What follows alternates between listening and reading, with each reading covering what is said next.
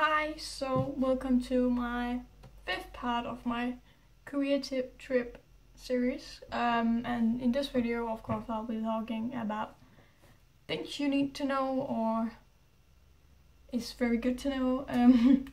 So yeah, and I will go through a lot of different things, and I will in the description I will put like the time frame or where I start a new topic, so you can like skip what you don't need to know. But yeah, and first off, I'll just start by saying something I forgot to tell in my budget career thing, is that I actually didn't bring the suitcase I originally planned on bringing. I only bought like the hand luggage. And then in Korea I bought a new suitcase from G-Market, which I'll put a picture in somewhere, which is much larger and fits posters, like and it's a hard case, which is something you need, I believe, or personally I like hard cases more than soft cases. And yeah, but I also want to point out that if you do buy a suitcase from P-Market, keep in mind that some of them are really shit and some of them are really good. And mine wasn't really that good because it kind of broke when I got home. When I get the suitcase back from the airport, it was kind of broken. Like, it wasn't like open or anything, but one of the wheels, there was something that cracked up and the lock couldn't lock properly anymore, and there was like these huge dents in it and a lot of stuff. So yeah, keep in mind that probably better to buy one insole, like you can see physically, so you can see if it's good or not. But next time I'll just bring one from home. But when that's said, I will start off my first topic of this, what you need to know about Korea, or when you go to Korea. I don't know. And the first topic is idols, because I know a lot of people that might go to Korea is like, oh, I'm gonna meet some K-pop idol and I'm just gonna see a lot of famous people. But if that's the reason you go to Korea, then don't go. Like, yes, you can spot famous people in Korea, but it's not really like, if you only want to see famous people and you don't really care about Korean culture and anything else, it's just a waste of time to go to Korea. Then it's better just to use your money on a concert or something, really. Or a meet and greet, or yeah, I don't know, something closer to you. But when that's said, yes, you can meet famous people in Korea. For example, personally I didn't meet him, I saw him. I saw Sungjong at Woollim Entertainment when they had this coffee event with Sungjong and Dongwoo, and Dongwoo was probably also in the car when they left. But I wasn't intentionally going to see him, cause yeah, I wasn't. But we just planned that day. We wanted to go to the Woollim Entertainment and the Net Cafe, and randomly Sungjong and Dongwoo had an event going on. Like, I saw like they posted on Twitter, but I wasn't like, I didn't really want to go because it was, I don't know, I just didn't. So we went to Net Cafe and we were sitting in the Net Cafe, the coffee or whatever it's called, but Woollim's coffee shop. And we noticed there was a lot of fangirls, or Sistar fans probably more, in the coffee shop, and they kept going out to this car, but there was like a lot of cars, so we was just like, what the hell is going on? But yeah, then at some point when we had sit and drank our tea and stuff, I saw a car leaving with the window down, and Sungjong was waving out.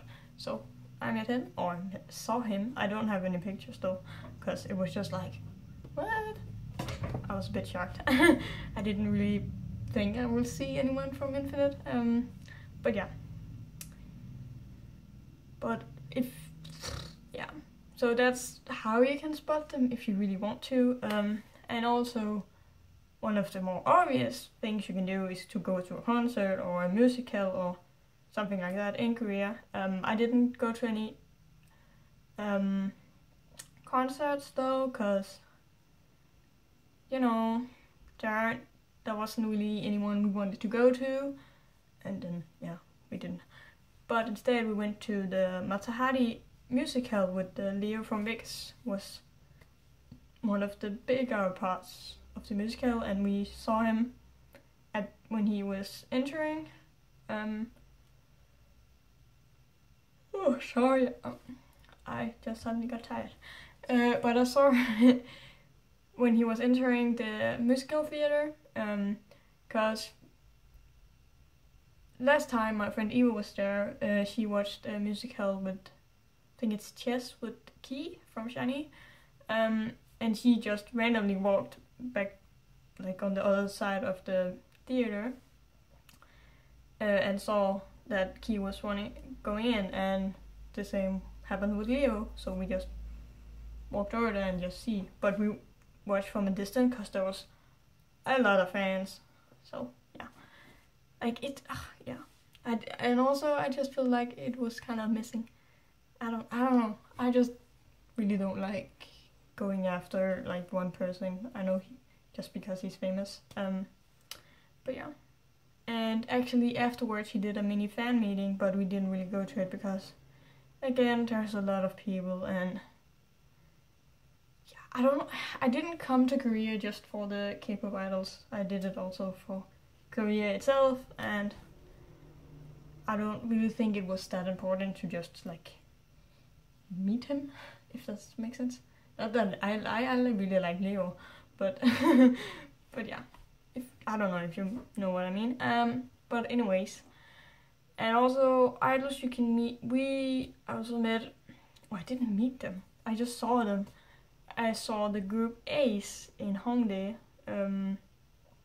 because they apparently do a lot of buskering in Hongdae, and I didn't really know who they were at that point, but I asked some people, and they said it was A.C.E. So yeah, if you want really like A.C.E, then go to Hongdae, because they'll be there eventually at the evening, mostly. Yeah, and when all this is said, that you can meet idols, remember, please don't follow your idols around like some kind of stalker.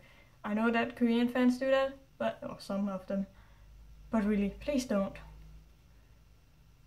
Yeah, it's just stupid. But anyways, so the next topic is albums. Where can you get them? And the most common place to get K-pop albums is in Myeongdong, and especially in the subway station. There's like this kind of mall in the station, and there is 2 shops where you can buy official K-pop albums, and then there's 2 or 3 shops with official merch. And I have to look into this. There is one of the shops that with the official shops that has been rumored that the male that owns it is kind of creepy and likes to touch his customers and ask them weird questions and stuff. So I will just leave a picture of that shop. I don't know. I think he was arrested, so it might not be anymore, but yeah, I will just leave a picture of the shop if I can find it, and if not, I'm sorry. Don't go in there. But it's like on this corner, and we didn't really went in there, so yeah, luckily. And yeah, where was I coming from? Oh yeah, the album itself is priced around 11,500 won to 21,000 won for like the regular albums, and from my experience, the albums I bought from like around 20 to 21,000 won was, all of them was Big Bang albums, or not Big Bang itself, but G-Dragon's Cook the Ta and Taeyang's Rise, I believe. Yeah, they were kind of expensive. I don't know why Big Bang probably because they're such a big group, but or famous group. But yeah, I don't know. It really depends. And I do recommend you make a list from home on the albums you need to buy, because you can easily get overwhelmed with all the albums there is, and they can be hard to find sometimes because they're just like and stacked weirdly and stuff. Because these K-pop shops can be a bit messy, so sometimes it's easier just to ask the guy or woman, whatever, the person in the shop where they are, and they will help you find it. So yeah, and also so you don't buy too many albums, because you can probably only have like 10 to 15 albums with your home, because of the weight, unless you want to ship some of them home, but yeah, that's your choice. So yeah, also remember to check your weight on your suitcase often, so you know how much weight you can actually use, because yeah, we didn't really do that much. Like, we waited, but we still bought a little bit more, and we ended up having a lot in our backpack, because they don't really weight that. So, and also my friend Eva's suitcase was actually heavier, but they didn't really do anything about it. They just let it be. They often do that, actually. If it's just like a couple of kilos, it doesn't really matter. But yeah. So the next topic I will talk about is racism, and also elderly being mean. And I say this because, from what I've seen, a lot of people here on YouTube say that Koreans can be racist and or elderly can be really mean. But like, from my experience, I haven't really experienced that. First off, yeah, and just to inform you, if you didn't know, my friend Eva is mixed race. She's half Danish, half Somalian. I don't know. Yeah, her dad is from Somalia. But yeah, that's not part of the point. But she has dark skin. So that's where I'm basing the racism on, because they usually tend not to be racist toward white people. But yeah, of course, if I was Eva, it might have been different. From like my experience, so you know, it kind of depends. I don't know. This is just what I experienced. It's not like I know shit. I don't. It's just from my experience and what I have, like, people around me and stuff. So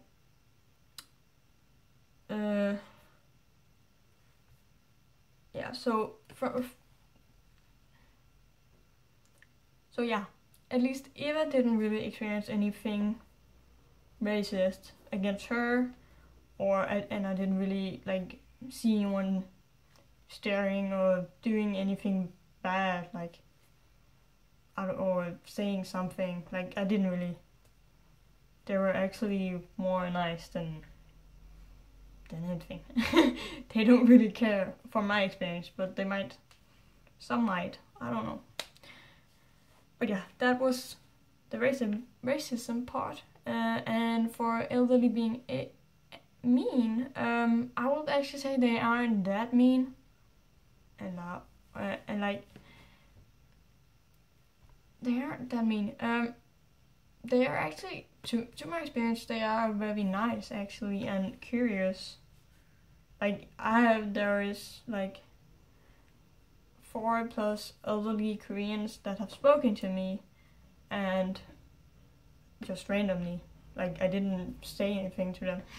They just asked me, and like, one just said hi and asked where we were from, and then there's another that from like a shop called Office Mart, and he was very helpful and like looked for the things we couldn't find, but even though he didn't really understand what we were asking for, but yeah, he tried his best. His English wasn't the best, but he was very nice, and yeah, nothing really bad about him.